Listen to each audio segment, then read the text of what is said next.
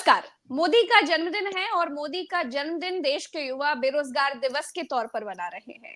इधर अमित शाह से पूछा गया कि उनके मंत्री ने राहुल गांधी को देश का नंबर 1 आतंकी क्यों कहा, तो अमित शाह ने जवाब देने से ही इनकार कर दिया। उन्होंने कहा, कोई जवाब नहीं दूंगा, बार बार मत पूछो। इधर हम झारखंड की बात करें तो झारखंड में बीजेपी की हालत इतनी पतली है कि नरेंद्र मोदी 130 किलोमीटर सड़क की यात्रा तय करके जमशेदपुर पहुंच गए। उधर हरियाणा में भी बीजेपी की हालत बहुत खराब है, इतनी खराब है कि गोपाल कांडा के आगे मस्तक हो गए। जिसको गरियाते थे उसके आगे प्रत्याशी तक नहीं उतार पाए। इन सब पर बात करने के लिए आज हमारे साथ प्रोफेसर रविकांत सर हैं। सर, आपका बहुत बहुत स्वागत है। रविकांत सर, आज प्रधानमंत्री नरेंद्र मोदी का जन्मदिन है, बधाई दे दीजिए। पहले प्रधानमंत्री हैं मोदी जी जिनके जन्म दिवस को युवा बेरोजगार दिवस के तौर पर मना रहे हैं। जी प्रज्ञा जी, नेहरू जी के जन्म दिवस को लोग बाल दिवस मनाते हैं, किसी के जन्म दिवस को लोग शिक्षक दिवस मनाते हैं, लेकिन ये बड़े दुर्भाग्य की बात है कि जो मोदी जी अपनी तुलना नेहरू जी से कराना चाहते हैं, बल्कि नेहरू को ही कहीं ना कहीं वो अपने सामने छोटा साबित करना चाहते हैं। उसे देश के लोग किस रूप में देख रहे हैं? सवाल ये है कि मोदी जी किस रूप में अपना जन्मदिन मनाए वो अलग बात है, लेकिन देश के लोग किस तरह से उनको देख रहे हैं। आज सुबह से ही मुझे लगता है ट्रेंडिंग में नंबर 1 पर है राष्ट्रीय बेरोजगार दिवस, और ये नरेंद्र मोदी के लिए एक आईना है जिसको उन्हें देखना चाहिए। लेकिन मोदी है कि मानते नहीं है, वो इस सब के फिर में नहीं पड़ते हैं। उनके पास एक ही काम है, अपनी ब्रांडिंग करते रहना और चुनावी जो राजनीति है उसको बढ़िया से, इसमें कोई दुराय नहीं। मोदी जी चुनावी राजनीति में बेहद कर्मठ हैं, ईमानदार हैं, और इतने ईमानदार हैं कि उसके लिए ईडी का इस्तेमाल करना पड़े, सीबीआई का करना पड़े, चुनाव आयोग का करना पड़े, चीफ जस्टिस ऑफ इंडिया के घर जाकर के आरती उतारना पड़े, इसमें वो बहुत ईमानदार है और इसकी तारीफ की जानी चाहिए। निश्चित रूप से हमारे देश के प्रधानमंत्री हैं, 74वां जन्मदिन है उनका, उनको बधाई। अब एक ही साल उनके पास बचा हुआ है प्रज्ञा जी, मतलब उनके अपने बनाए गए नियम के अनुसार वो उसके बाद मार्गदर्शक मंडल में होंगे, अपने गुरु के पास पहुंचेंगे। इन एक साल में उनके पास मौका है कुछ काम करने का। जो आपने कहा ना कि राष्ट्रीय बेरोजगार दिवस, वो एक साल में कम से कम 2 करोड़ तो रोजगार दे ही दें। उतना न दें तो जो 30 लाख सरकारी नौकरियां हैं। 75 साल वाला ब्रैकेट तो अमित शाह बोलते हैं ना कि हमारे यहाँ ऐसा कोई लिखा नहीं है, हमारे संविधान में, बीजेपी के संविधान में ऐसा कुछ नहीं है। नहीं, ये नियम तो खुद मोदी जी ने बनाया है और मुझे पूरा भरोसा है कि मोदी जी बनाया मोदी जी ने, लेकिन क्या मोदी जी के लिए अप्लाई होगा? अब ये तो अप्लाई खुद उन्हें करना है, और इसीलिए मैं दूसरी लाइन कह रहा था कि मोदी जी गांधी जी के प्रदेश से आते हैं, गुजरात से आते हैं। गांधी के लिए आदर्श और मूल्य ही महत्वपूर्ण थे, तो वो अपने आप को साबित करेंगे कि वो गांधी के गुजरात से आते हैं या वो सावरकर की अपनी परंपरा को साबित करेंगे। ये देखना होगा अगले साल इसी तारीख को। अच्छा रविकांत सर, आपने कभी सुना है कि मतलब किसी देश के प्रधानमंत्री का जन्मदिन है और उन्हीं के कार्यकाल में उन्हीं के देश के युवा उनके जन्मदिन को बेरोजगार दिवस के तौर पर मना रहे हैं, और अभी आपने बताया कि नंबर 1 ट्रेंड कर रहा है। बड़ी अचंभित करने वाली और बड़ी अजीब सी घटना है ये। और ये वो देश है जो आज दुनिया की सबसे बड़ी आबादी वाला देश है, सबसे बड़ी नौजवान आबादी वाला भी देश है, जिसके पास हाथ है, ब्रेन है काम करने के लिए, और उसका इस्तेमाल नहीं है। आपने मेक इन इंडिया शुरू किया, लेकिन मूर्ति कहां से बन के आ रही है? सरदार पटेल की चाइना से। सारा कुछ मोबाइल से लेकर के जितने भी आपके यहाँ मैन्युफैक्चर सेक्टर है, वो सब बाहर से सामान आ रहा है, यहाँ केवल असेंबल्ड होता है। इस वजह से पढ़े लिखे लोगों के पास भी नौकरी नहीं है, वो ताक रहे हैं अमेरिका और इंग्लैंड की तरफ। लेकिन कितने लोग यूरोप जा पाएंगे? बहुत चंद लोग, बहुत कम लोग। बाकी जो हमारा यूथ है जिसने रेल बनाई, रेल चलाई, रेल का पूरा तंत्र स्थापित किया, उसने इसके अलावा आपके जितने भी सरकारी तंत्र हैं, चाहे वो आपके पेट्रोलियम का हो, चाहे आपका गैस का सेक्टर हो, इन तमाम सेक्टर्स में, डाक खाना हो, दूसरे तमाम सेक्टर्स हो, वहां पे उसने इस देश की धड़कन को चलाया, जीवित रखा उसको। लेकिन मोदी जी ने तो सबके हाथ से रोजगार छीन लिया। लोगों को ठेके पर उन्होंने रोजगार देना शुरू किया। लेटरल एंट्री के जरिए वो सचिव और प्रमुख सचिव स्तर के लोगों को लेकर के आने लगे। तो इस देश का जो सबसे बड़ा तबका है, दलित, पिछड़ा, आदिवासी, उसको ही आप सीन से गायब कर दे रहे हैं। जो मोदी जी ओबीसी का मुखौटा लगा करके आए थे, आजकल ओबीसी की बात करते हैं क्या? नहीं करते हैं। नोच डाला राहुल गांधी ने उस मुखौटे को, क्योंकि आप न तो जाति जनगणना कराने के लिए तैयार हैं, ना आप रिजर्वेशन फॉलो करने के लिए तैयार हैं। आप केवल उन नौजवानों के हाथ में भगवा पकड़ाना चाहते हैं और नफरत उनके दिमाग में भरना चाहते हैं, ताकि वो किसी आपके महोत्सव में शामिल हो, किसी रैली में शामिल हो, लाठी डंडा लेकर के चले, आपको पैसे के आधार पर वोट दें, लेकिन वो रोजगार ना मांगे। और जब रोजगार मांगते हैं तो ये प्रज्ञा जी, हम लोग लखनऊ बैठे हैं, बिल्कुल, क्या उत्तर प्रदेश की सरकार करती है? दिल्ली में क्या होता है? लाठियां मिलती है रोजगार मांगने पर। सर, और अगर आप कांवड़ धोना चाहते हैं जी, अगर आप कांवड़ धोना चाहते हैं तो गुलाब की बरसात होगी। सर, इको गार्डन को तो मैं लखनऊ का ओपन जेल कहती हूँ। कितनी लाठियां खाते हैं, कितने युवा बेरोजगार वहां पर दर दर की ठोकरें खा रहे हैं, कितना धरना दे रहे हैं, कोई सुनने वाला नहीं है, कोई पूछने वाला नहीं है। नहीं, कोई नहीं। ये जो सरकार है, इस सरकार में पब्लिक का कुछ भी नहीं चलता। जो मोदी जी चाहेंगे, जो योगी जी चाहेंगे, जो अमित शाह चाहेंगे, वही होगा। जो विरोध करेगा वो देशद्रोही कहलाएगा, जो विरोध करेगा वो अर्बन नक्सल कहलाएगा। अच्छा प्रोफेसर रविकांत सर, एक चीज और कि अभी आपने ना देशद्रोही की बात कही तो एक बात याद आई कि राहुल गांधी अगर नरेंद्र मोदी के बारे में कुछ बोलते हैं तो उनका घर छिन जाता है, उनकी संसदी चली जाती है। लेकिन बीजेपी के मंत्री राहुल गांधी को देश का नंबर 1 आतंकी कह देते हैं, और अमित शाह से जब जवाब मांगा जाता है तो कहते हैं मैं कुछ बोलूंगा नहीं, बार बार मुझसे मत पूछो, मैं कोई जवाब नहीं दूंगा। ये सब क्या है सर? ये क्या हो रहा है? कांग्रेस लेटर लिख रही है मोदी को, कोई जवाब नहीं आ रहा है। नहीं तो वो कांग्रेस तो सिर्फ लेटर लिख रही है, यहां तो स्क्रिप्ट लिख करके जा रही है ना। जहां से स्क्रिप्ट जा रही है आप सवाल उससे पूछ रहे हैं। और मुझे तो ये तो समझने की बात है, अगर अमित शाह नहीं बोल रहे हैं तो इसका मतलब कि आप गृह मंत्री हैं, और कोई व्यक्ति लीडर ऑफ अपोजिशन की जबान काटने के लिए कहता है कि 11 लाख हम इनाम देंगे, कोई कहता है कि वो आतंकवादी नंबर 1 है, ये तो सबसे बड़ा सवाल आपके ऊपर है। राहुल गांधी को जेल भेजिए, आप यूएपीए लगाइए अगर वो आतंकी नंबर 1 है। दिल्ली के पूर्व बीजेपी विधायक हैं, मंत्री भी रहे हैं शायद, वो बीजेपी नेता हैं, वो कह रहे हैं कि राहुल गांधी का हश्र उनकी दादी जैसा होगा। पूर्व विधायक और नेता है बीजेपी, पूर्व विधायक है वो, और वो ये कह रहे हैं दादी जैसा, सरेआम बोल रहे हैं। हत्या की धमकी है ये बहुत बड़ा अपराध है। क्या राहुल गांधी थ्रेट वैसे ही है? और वो व्यक्ति है जिसने अपनी दादी को खोया, जिसने अपने पिता को आतंकवादी हमलों में खोया, और उसके बारे में ये कहा जा रहा है। इसका मतलब है कि राहुल गांधी पर बड़ा थ्रेट है। लेकिन प्रज्ञा जी, मैं थोड़ा इसके पॉलिटिक्स में जाना चाहता हूं, और कितनी गहरी पॉलिटिक्स है जरा आप इसको समझिएगा। 10 साल तक राहुल गांधी को लल्लू और पप्पू बनाया गया कि राहुल गांधी को शऊर नहीं है राजनीति करने का। राहुल गांधी कोई लाइन लिखते हैं तो मोबाइल से देख करके लिखते हैं। राहुल गांधी कहते हैं कि इधर से आलू डालोगे उधर से सोना निकलेगा। राहुल गांधी नॉन सीरियस है। राहुल गांधी पर्यटक राजनीति करते हैं। राहुल गांधी विदेश चले जाते हैं। कुल मिलाकर के राहुल गांधी को बेहद पप्पू साबित करना, अब वो वैसे भी मुझे बहुत अपमानजनक लगता है, बहुत सारे लोगों के नाम पप्पू है, लेकिन फिर भी जो ये कह रहे हैं कि इसका मतलब है कि नॉन सीरियस, मान लेते हैं वही। लेकिन राहुल गांधी ने भारत जोड़ो यात्रा में इस पूरे जो छवि बनाई गई थी उसको 4 महीने में फेंक दिया तोड़ करके। जो लाखों करोड़ रुपए बर्बाद किया गया था, इन्वेस्ट किया गया था, वो खत्म हो गया। अब क्या करें? राहुल गांधी आज की तारीख में देश में सबसे लोकप्रिय नेता है। स्वतंत्र एजेंसी अगर कोई सर्वे कराए तो यही नतीजा निकलेगा जो मैं कह रहा हूं। लेकिन अब राहुल गांधी को लल्लू और पप्पू कहकर के आप टारगेट नहीं कर सकते, उनकी छवि को खराब नहीं कर सकते।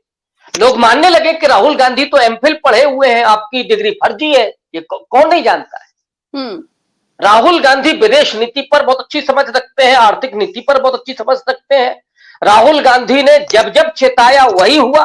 नोटबंदी पर उन्होंने चेताया इस देश को, कोरोना काल में उन्होंने चेताया कि आप यहां गुजरात में ला करके ट्रंप साहब को वहां बड़ा इवेंट कर रहे हैं, इससे कोरोना फैलेगा। उन्होंने कहा कि अब जो भी हवाई यात्री आ रहे हैं इन पर रोक लगाइए, नहीं किया आपने। कोरोना की जो विभीषिका थी इस देश में वो लोगों ने देखी। चाइना की घुसपैठ हो रही थी, उस पर चेताया राहुल गांधी ने, लेकिन आपने नहीं किया। जो मोदी जी ये कह रहे थे कि कोई न घुसा है न घुसा था, अभी चाइना ने कल परसों बयान दिया है कि गलवान घाटी से भी हमने अपने सैनिकों को हटा लिया है। किसको आप सही मानेंगे? ये चाइना का आधिकारिक बयान है। तो राहुल गांधी की ये तमाम जो बातें आई थी बीच में, अब वो लोगों के जेहन में है। अब उनको समझ में आ रहा है कि राहुल गांधी जो कह रहे थे वो सच कह रहे थे और मोदी जी ने देश को गुमराह किया है। तो अब इस बिना पर आप राहुल गांधी को नहीं खारिज कर सकते। अब क्या कर रहे हैं ये, राहुल गांधी को का पैशाचीकरण कर रहे हैं, जैसे मुसलमान आतंकी। तो जो नेगेटिव छवि आपको बनाना है कि राहुल गांधी आतंकी नंबर 1, राहुल गांधी देशद्रोह कर रहे हैं, राहुल गांधी देश के खिलाफ बोल रहे हैं, राहुल गांधी तो ऐसे है, ये आपको करना है और बहुत साजिश के तहत। इसलिए अमित शाह ने जवाब दें, ये तो हेट स्पीच है। हमारे देश का संविधान इस चीज के लिए अलाउ नहीं करता सर, इस तरीके से किसी को थ्रेट देना। इस तरह संविधान को मानते कब है वो? आपको लगता है कि मोदी जी संविधान को मानते हैं, अमित शाह मानते हैं? माथे से लगाया था सर, दूसरी बार जब जनता ने इनको ठोकर दिया तो माथे से लगाकर शपथ ली। माथे से ही लगाया, लेकिन मानते नहीं। उसके भीतर जो अनुच्छेद है उसका अनुपालन नहीं करते, वो सिर्फ माथे से लगा सकते हैं संविधान। और आज से नहीं, मैं पहले भी आप क्या कह चुका हूं, आरएसएस शुरू से ही संविधान का विरोधी रहा, आज भी वो नहीं मानते।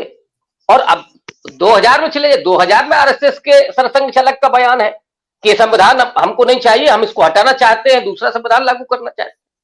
तो वो संविधान को मानते ही नहीं है, इसलिए उसमें हेट स्पीच हो। कितने सारे लोग हेट स्पीच दे रहे थे, मुसलमानों का ये कर दिया जाए, मुसलमानों का वो कर दिया जाए, रात दिन दलितों के साथ ये कर दिया जाए।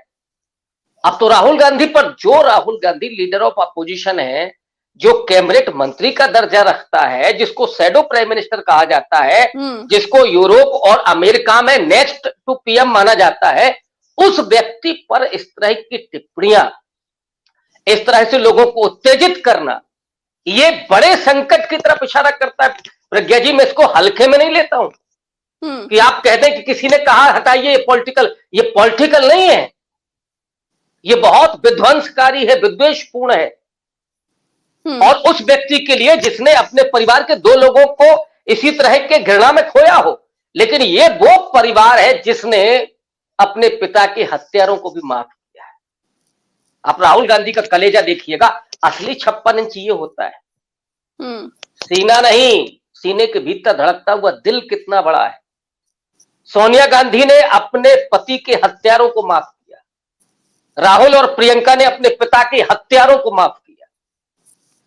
लेकिन क्या इस तरह से होता रहेगा? ये तो लोगों को तय करना है। मुझे लगता है अब सत्ता से उम्मीद नहीं की जा सकती है, अब उम्मीद सिर्फ लोगों से है, और उन लोगों से जिन्होंने सबक सिखाया। अभी आपने जो कहा ना कि माथे से लगाने के लिए मजबूर कर दिया लोगों ने, ये लोकतंत्र की ताकत है। अंबेडकर ने संविधान बनाने के बाद दलितों के साथ एक बातचीत में बहुत मार्मिक बात कही थी, बहुत महत्वपूर्ण बात कही थी। उन्होंने कहा था कि मैंने रानियों की नसबंदी कर दी है, अब राजा रानी के पेट से पैदा नहीं होगा, मतपेटी से पैदा होगा। आज कौन है राजा? कौन बनाता है? वोटर बनाता है, जनता, लोग बनाते हैं। वो ताकत जो संविधान ने दी, अंबेडकर ने दी, स्वाधीनता संग्राम सेनानियों ने दी, उन तमाम गांधी, नेहरू, मौलाना अबुल कलाम आजाद से लेकर के भगत सिंह, सबको आप याद करिए, या रोज हमें रोज याद करना चाहिए। इस देश के लोगों को रोज याद करना चाहिए, तभी आप बेहतर भारत बना सकते हैं। तो ये जो संकल्पना थी, उस संकल्पना की रोज हत्या हो रही है इस तरह के बयानों से और इस तरह की चुप्पी से।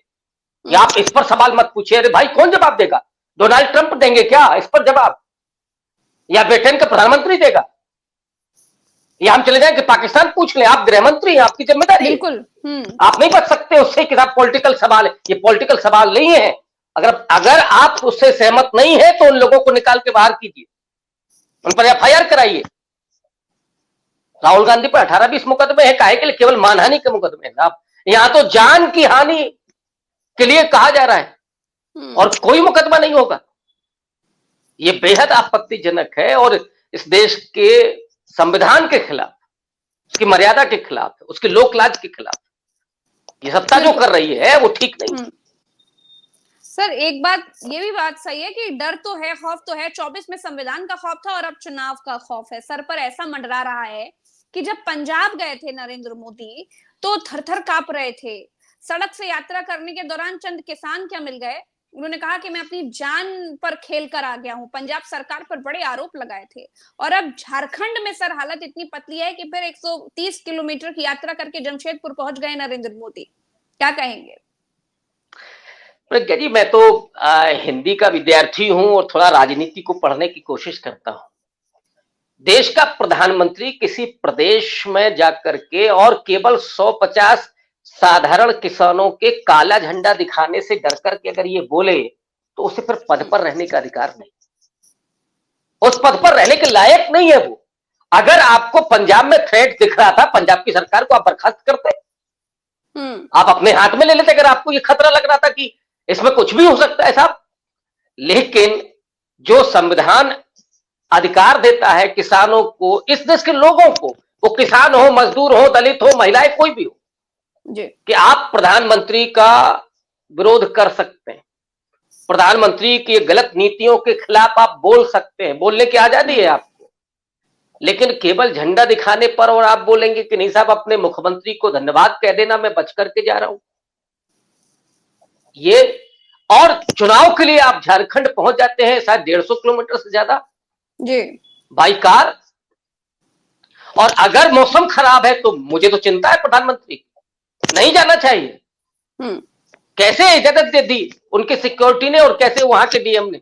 नहीं देनी चाहिए, क्योंकि ये गलती पुलवामा की हो चुकी है। तो ये खतरा नहीं उठाना चाहिए था मोदी जी को। लेकिन अगर उनके लिए सिर्फ चुनाव महत्वपूर्ण है, अगर उन्हें ये लगता है कि सिर्फ चुनाव जीत करके ही हम सत्ता में रहेंगे, लोगों के बेहतरी से, लोगों के भले होने से, लोगों के एजेंडे से हमें कोई लेना देना नहीं है, मुझे लगता है कि वो वक्त बीत चुका है। इस देश के लोगों का मानस अब बहुत विवेकपूर्ण हो गया है। वो आपके धर्म की जो अफीम आपने छिटाई थी वो उससे मुक्त हो गया है। और जो मोदी जी ने ब्रांडिंग करी थी, अपनी करवाई थी, वो ब्रांडिंग भी ध्वस्त हो चुकी है। तो अब आपका न तो एजेंडा चल रहा है, ना आपकी ब्रांड चल रही है। तो ऐसे में चुनाव नहीं जीता जा सकता। हाँ, जितना आप प्रशासनिक मशीनरी हो या पैसा हो, इन सब का उपयोग दुरुपयोग किया जा सकता है, लेकिन उससे भी वो नतीजा नहीं आ सकता है जो मोदी जी चाहते हैं। वो इस लोकसभा चुनाव ने दिखा दिया। लेकिन जीत के लिए कर कुछ भी सकते हैं सर। हरियाणा में देखिए गोपाल कांडा को कितना गरियाते थे लोग, गोपाल कांडा को मंच पर बिठाए हुए हैं। और सुनिए सर, गोपाल कांडा के आगे प्रत्याशी तक नहीं उतारे हैं। जिसको इतना गरियाते थे उसको मंच पर बिठाए, अपने साथ लिए हुए हैं। चाल चरित्र चेहरा सब कुछ तो धो दिया, सब माटी के मोल तोल दिया सर। देखिए पंजाब में क्या हुआ, गोपाल कांडा के खिलाफ प्रत्याशी तो इन्होंने उतारा था, लेकिन उस प्रत्याशी ने अपना नामांकन वापस ले लिया। संयुक्त किसान मोर्चा और किसान मजदूर मोर्चा ने जो विरोध किया, शपथ ली है वहां किसानों ने, मजदूरों ने, कि भारतीय जनता पार्टी के खिलाफ हम खड़े होंगे। अभी तो एक ही विकेट गिरा है, नामांकन वापस लिया है। अभी चुनाव प्रचार में तो आने दीजिए भारतीय जनता पार्टी के लोगों को। और वो व्यक्ति शायद सांगवान करके उनका नाम है, जिन्होंने नामांकन वापस लिया। बीजेपी की मजबूरी है वहां कि गोपाल कांडा का वो समर्थन करें, क्योंकि अगर सरकार, अगर नतीजे में कहीं मामला नजदीकी रहता है, हालांकि अभी कोई गुंजाइश नहीं दिख रही वहां पे, हालात ये है कि 50 से लेकर के 60 सीटें कांग्रेस पार्टी जीतते हुए दिख रही है आज की तारीख में। कल क्या होगा मैं नहीं कह सकता जी। और बीजेपी 20 से लेकर के 30 सीट। अगर ये हालत है तो आप गोपाल कांडा पर निर्भर रहेंगे। आपको लगता है कि कहीं हम 40-40 के आसपास पहुंच गए, तोड़ेंगे, खरीदेंगे, फिर वहां पे चढ़क के चलेंगे। इसलिए गोपाल कांडा के साथ बैठे हुए हैं ना। और मोदी जी की पॉलिटिक्स में कोई भी पाप और पुण्य की अवधारणा नहीं है। जी वो केवल कहने भर के लिए होता है कि भ्रष्ट है वो। 100 200 5 हजार करोड़ के जो भ्रष्टाचार के आरोपी थे वो सब आ गए साथ में। मधु और कोड़ा यहां सर। तो वो कई मधु कोड़ा, एक नहीं, अजीत दादा पवार से लेकर के प्रतिभा चौहान, मतलब नाम गिनाने शुरू करें तो आधे घंटा हो जाएगा। सही बात है। आज की तारीख में आधे से ज्यादा भारतीय जनता पार्टी के सांसद कांग्रेस से और दूसरी पार्टियों से आए हुए हैं। मोदी जी देखिए ने सर, तो वोटर बीजेपी भी को तो भी साफ देखता कर है, दिया। वोटर भी तो देखता है सर कि आप पहले क्या बिल्कुल कहते थे, देखता आप है। जिसको सबसे बड़ा भ्रष्टाचारी बताते थे, आज आप उसका साथ लिए बैठे हो, हाथ से हाथ पकड़े बैठे हो, मंच पर बिठा रहे हो, मुस्कुरा रहे हो और फिर दूसरे पर आरोप लगा रहे हो। इसीलिए तो महाराष्ट्र में हालत खराब है, इसीलिए आपके झारखंड में हालत खराब है, हरियाणा में वैसे भी नहीं सुधरा मामला, जी आपने मुख्यमंत्री बदला तब भी नहीं। वहां तो अभी किसान ही खड़े हो जाएंगे। फिर पहलवानों का मामला है, अंदर खाने सिर्फ फुटअव्वल बीजेपी में चल रही है। और बिल्कुल। मोदी जी जो रैली अभी करने गए थे, प्रज्ञा जी, शायद 3 ही 4 दिन हुआ है, जी जी कुरुक्षेत्र जी की रैली में 5,000 लोग नहीं थे। जी 5,000 लोग, ये नरेंद्र मोदी हैं जिन्होंने लाखों की भीड़ को संबोधित किया है। जो जी भीड़ मोदी मोदी 5,000 लोग तो मोदी जी की रैली में केवल मोदी मोदी करते थे, और आज आलम है कि 5,000 लोग नहीं है रैली में। जी तो मामला तो समाप्त हो गया ना, ब्रांड ध्वस्त हो चुका है। जो गुब्बारा फुलाया गया था वो खत्म है। अब कुछ बचा नहीं है मोदी जी के पास। अब ताकत कहां है? ताकत है पूंजी में, ताकत है गोदी मीडिया में, लेकिन ताकत ताकतवर है। होने के संकेत दे रहे हैं, संदेश दे रहे हैं। सीजीआई के घर जाकर गणेश पूजा करी, आरती यस कर रहे थे और ये यस यस। संदेश देने की हर तरफ से कोशिश की जा रही थी कि देखिए हमारे रिश्ते कैसे हैं। सीजीआई के घर पे हम गणेश पूजा करते हैं भैया, हमको गणेश पूजा के लिए बुलाया, हम ही आरती की थाली लेकर आरती करते हैं। घर उनका, गणेश जी उनके घर पर विराजे, लेकिन आरती देखिए कौन कर रहा है। ये समझिए आप सर, ये पावरफुल तो अपने आप को दिखा रहे हैं ना, और बाद में क्या कहते हैं कि गणेश पूजा तो करने के लिए गए थे। कांग्रेस के लोगों को बड़ी दिक्कत है हमारी गणेश पूजा से, उनके सीने पर सांप लौट रहे हैं। सर पहला सवाल तो यह है कि कांग्रेस को क्या गणेश जी से इतनी दिक्कत है? देखिए, कांग्रेस पार्टी को गणेश जी से क्यों दिक्कत होगी यार, या किसी को किसी से क्यों दिक्कत होगी? लेकिन आपने जो पूजा की बात की, हम सब लोग हिंदू माइथोलॉजी और हिंदू कर्मकांड को जानते हैं। पूजा आरती होने के बाद फिर आरती दी भी जाती है, तो आरती दी जाती है तो कुछ दक्षिणा भी मिलती है। अब मोदी जी कौन सी दक्षिणा लेने के लिए गए थे आरती देने के बदले? अब वो दक्षिणा क्या थी? ये इसकी तो लोग पड़ताल करेंगे, ये सवाल पूछेंगे। जब ये सवाल पूछ रहे हैं कि नाश्ते पर चाय पर क्या बात हुई मोदी जी, और भारत का संविधान का आर्टिकल 50 सीधे तौर पर कार्यपालिका और न्यायपालिका के स्वतंत्र सम्मान की बात करता है। जी सबसे बड़ी बात है कि न्यायपालिका पर लोगों का विश्वास बना रहे। इसके लिए जरूरी होता है कि आप अलग दिखें। आपके रिटायर्ड आप हो जाएं, आप ठीक है, आप मिले, अलग बात है, लेकिन एक प्रधानमंत्री आपके घर, मुझे लगता है कि खुद न्यायाधीश महोदय को मना कर देना चाहिए था। लेकिन अब इतना चूंकि विरोध हुआ और ये विरोध जन सामान्य तक गया। देखिए, सामान्य बुद्धि जो है इस देश, आप खूब कहें कि लोग अभी भी बहुत अनपढ़ हैं, मैं मानता हूं, लेकिन किसी भी देश और समाज के जो नियामक होते हैं वो 10 से 20% लोग होते हैं जो समाज के नियामक होते हैं। अब 20% लोगों को अगर बात समझ में आ रही है तो वो नीचे तक पहुंचाते हैं, 80% को समझने की जरूरत नहीं है, फिर वो 20% लोग समझाते हैं। और मैं समझता हूं कि इस आरती के अपने निहितार्थ क्या है, ये 20% लोगों को समझ में आ गया और सवाल वहां से आ रहा है। ये सिर्फ कांग्रेस का सवाल नहीं है, ये सवाल शरद पवार का भी नहीं है या अखिलेश यादव का, किसी के नहीं। ये सवाल तो इस देश के संविधान में जो be the people of India है जी, जो इस देश के लोग हैं, उनके मन में ये सवाल है कि आखिर क्यों, क्या मजबूरी है भाई? दिल्ली में 200 पांडाल होंगे गणेश जी के पूजन के, कहीं भी आप चले जाते और अच्छा रहता, आप तो लोगों के बीच में जाते, लोग आपकी सराहना करते, लेकिन चीफ जस्टिस ऑफ इंडिया के घर क्यों? ये सवाल है। तो इस पे आपकी पूजा पर सवाल नहीं है, सवाल है कि आप पूजा करने के लिए किस घर को चयन करते हैं। और मुख्य न्यायाधीश महोदय आपको क्यों आने देते हैं और क्यों वो वीडियो आता है? मुझे लगता है कि वीडियो जो डाला मोदी जी ने, वो जो आपने पहले कहा था ना, लोगों का जो डर खत्म हो रहा है, वो जी। बता रहे मोदी जी कि देखो हम तो यहां तक आरती कर सकते हैं, और आरती कर सकते हैं तो दक्षिणा भी ले सकते हैं, संभल करके आपको रहना है। और उसी का आप परिणाम देखिए। मैं समझता हूं बहुत सारी चीजें अगर हम लोग 2+2=4 करेंगे तो समझ में आएगा।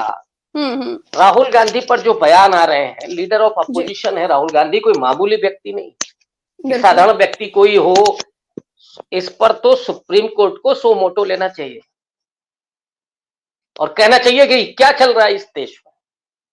चाहे राहुल गांधी हो या कोई भी नेता हो, एक आध बार मैं समझ सकता हूं कोई एक बेवकूफ हो, किसी की जबान फिसल गई हो, फिर उसने माफी मांग ली हो, तो एक बार आप भुला सकते हैं, छोड़ सकते हैं। रोज वही बात दोहराई जा रही है, इसलिए मैंने मंत्री कहा था कि स्क्रिप्ट कहां से आ रही मंत्री है, बोल रहे हैं स्क्रिप्ट सर, वहां से। विधायक बोल रहे हैं। यस, इसलिए मैंने कहा कि स्क्रिप्ट कहां से आ रही है। यस। इसलिए सुप्रीम कोर्ट को संज्ञान लेना चाहिए और इस तरह की बयानबाजी को सिर्फ बंद ही नहीं हो किया जाए, बल्कि इन लोगों पर कार्रवाई भी होनी चाहिए। अब नहीं हो रही है तो फिर मैं जोड़ूंगा उसी बात को जो मोदी जी ने दिखाया कि देखिए मैं तो इतना पावरफुल हूं। ये पाया भी मेरे हाथ में है, सिर्फ गोदी मीडिया वाला नहीं है, ये पाया भी मेरे पास है। अब आपको जो करना है कर लीजिए। लेकिन वो भूल गए कि संविधान ने जो सबसे बड़ी ताकत दी है वो लोगों के हाथ में दी है। जी। वो चारों पाए तब हैं जब लोग हैं, ये लोगों का विश्वास होता है उस न्यायपालिका पर या उस मीडिया पर। आज आप बताइए कि जो गोदी मीडिया जिसको कहा जा रहा है उसकी व्यूवरशिप देख लीजिए, वो आप अपनी व्यूवरशिप देख लीजिए, इसी से अंदाजा आप लगा लीजिए। या आपके जो दर्शक हैं, मैं जानता हूं लोगों ने अपने कनेक्शन कटवा दिए, क्या देखे रोज जो भजन हो रहा है। एक सवाल अगर वहां नहीं हो रहा है, मीडिया का मतलब है सत्ता से सवाल करना। हम उनके कोई दुश्मन नहीं है। सर इतनी और घटिया सवाल टिप्पणी पर मीडिया में देखिए एक सवाल नहीं उठ रहा है। नहीं यदि अगर उठेगा। उल्टा होता तो क्या कुछ हो गया होता सर? डेफिनेटली अगर राहुल गांधी की जबान भी फिसल गई होती या किसी कांग्रेस पार्टी के व्यक्ति की, तो क्या होता, आप समझ सकते हैं। तो मीडिया को सवाल पूछना चाहिए लोगों के हित से जुड़े हुए, लेकिन आज वो नहीं हो रहा है। तो वो तो सड़ गया है ना, वो पाया तो खत्म हो चुका है। अब मोदी जी जो कर रहे हैं, मुझे लगता है कि नहीं, इसका प्रभाव जो होने जा रहा है, ये जरूर है कि कहीं ना कहीं हमारे लोकतंत्र में दीमक लगा हुआ है, इसमें कोई दुराय नहीं। इसको, इस सच्चाई को हमें स्वीकार करना होगा जी। क्योंकि बहुत सारी संवैधानिक संस्थाएं हमारी ढह गई, कमजोर पड़ गई। लेकिन लोकतंत्र की अपनी खूबी यह है कि जब उन्हीं संस्थाओं को लोग ताकत देते हैं तो वो खड़ी हो जाती है। जैसे ही लोग ताकत देंगे, अभी 240 दिया, 240 पे क्या हालत हो गई मोदी जी की। अगर यही लोगों ने सत्ता को बदल दिया तो ये सारी संस्थाएं खड़ी हो जाएंगी। लेकिन सरकार ऐसी होनी चाहिए।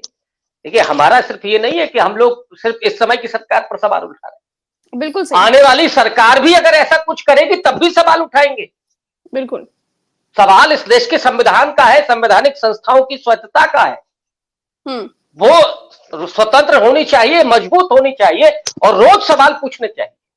तो सरकार कोई भी आए जाए, सत्ता तो आती जाती है, उससे फर्क नहीं पड़ता है। तो कल जो लोग आएंगे उनसे भी पूछेंगे और इसी तरह से आंखों में आंखें डाल करके पूछेंगे। प्रज्ञा जी, हम और आप दोनों लोग बिल्कुल सहमत हो सर आप। इसलिए लोगों को यह भी गलतफहमी नहीं होनी चाहिए कि साहब हम केवल इस सरकार से ही सवाल पूछ रहे हैं। 2014 के पहले भी हम पूछ रहे थे, जो सरकार थी उससे पूछ रहे थे। तो इसलिए ये देश हित में है, संविधान सापेक्ष लोकतंत्र के लिए, संवैधानिक संस्थाओं की मजबूती के लिए जो भी बन पड़ेगा हम लोग बराबर करेंगे, सवाल पूछेंगे और इस देश को मजबूत बनाएंगे। ये हमारी जिम्मेदारी है और हमारा अधिकार भी। दिल्ली में भी सर बड़ी राजनीतिक घटना हुई है। मुख्यमंत्री अरविंद केजरीवाल ने इस्तीफा दे दिया था, अब आतिशी मुख्यमंत्री बनाई गई हैं। सर सवाल यह है कि अरविंद केजरीवाल ने इस्तीफा देकर मुख्यमंत्री ना रहकर मास्टर स्ट्रोक चला है या फिर केजरीवाल को हटाकर बीजेपी ने मास्टर स्ट्रोक चला है, इसको सर देश के लोग समझना चाहते हैं। देखिए, केजरीवाल नो डाउट बहुत अच्छे राजनीतिक हैं, राजनीतिक कौशल उनके पास है और वो मोदी के स्टाइल के राजनेता है। अच्छा, भारतीय जनता पार्टी उनके सामने कमतर ही पड़ती इस मोदी मामले के स्टाइल के राजनेता मतलब क्या हुआ? मैं स्टाइल समझना में। चाहूंगी। मोदी की स्टाइल क्या है? मोदी की दो स्टाइल है, एक तो ब्रांडिंग और दूसरा Hindutva. Media management, media headline management.